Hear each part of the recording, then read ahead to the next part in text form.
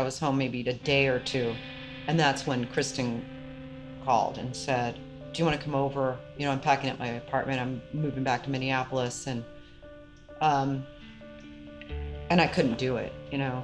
And, you know, she's like, you know, bring over my Pixies record and my, you know, this and that. French toast pancake. Carrot muffin. And, oh yeah, 1 pot of coffee for 2 people. For 3, one big pot of coffee. Do you want some coffee? Would you like some coffee? I've got your coffee maker or whatever, you know. And I was like, you know, I told my girlfriend, can you just bring these things over to her? I can't see her right now. Eric Erlandson had taken Drew Barrymore out for his first date with her the night before. She'd gone back to Minneapolis, and then she kicked out there, but then she came back, and then she got high that night, you know. So when you go, when you get clean, and then you go and you use the same amount you did when you were, you know, that's when you OD.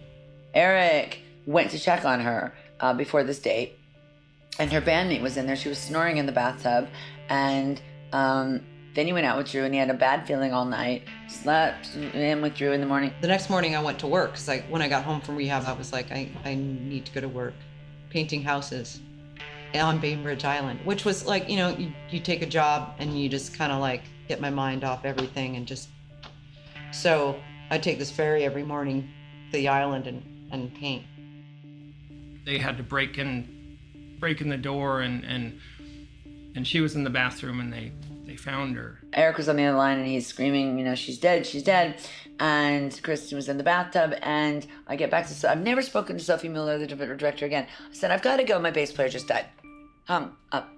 And went over there and saw her body, and that's the second body in 2 months. And I was like, fucking fuck. The real kind of kicker was that she was so close. She was packed and ready to, you know, get out of Seattle, and, you know, she didn't make it.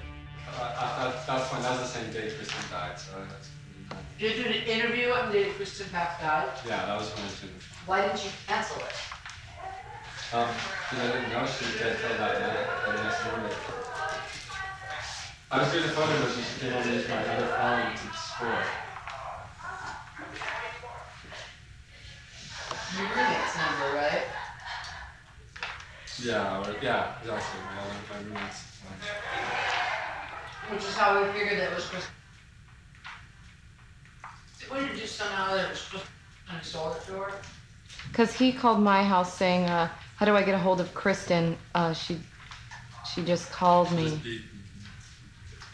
And I'm like, well, call the number back, freak. Hope I never mind his dog. Kristen, it was just tragic. It was pure tragedy. It wasn't like, you know, it was just, yeah, pure tragedy. Horrific. And overshadowed by Kurtz. Overshadowed by Kurtz completely. And just not fair.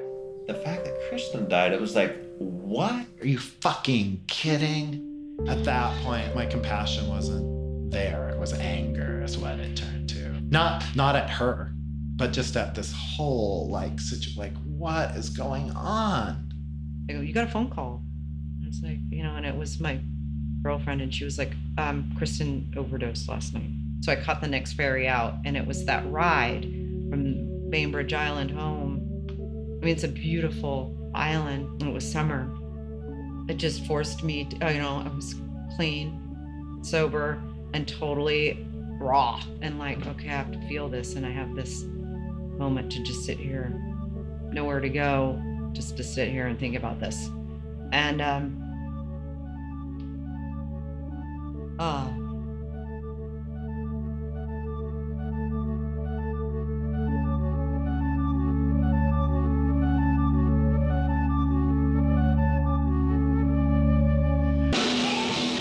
it's all those things about death, like that person was just here, you know, just looking at me just the other day, you know, talking to me, and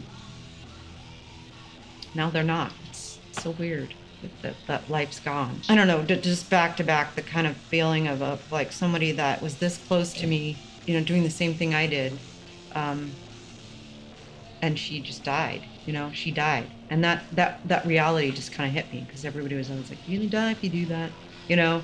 And I was always like,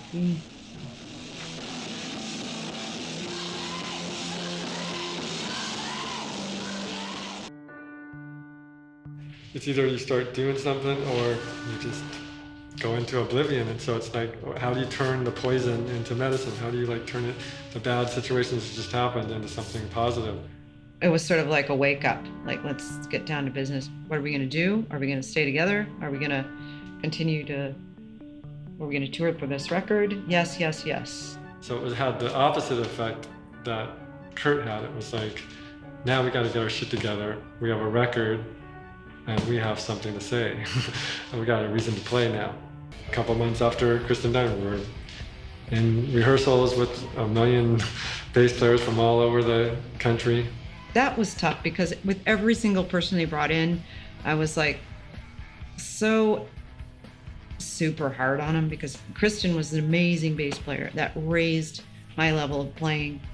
She was awesome. And she attacked the instrument the way I attacked my drums, the same way. In hindsight, I'm like, that's kind of crass.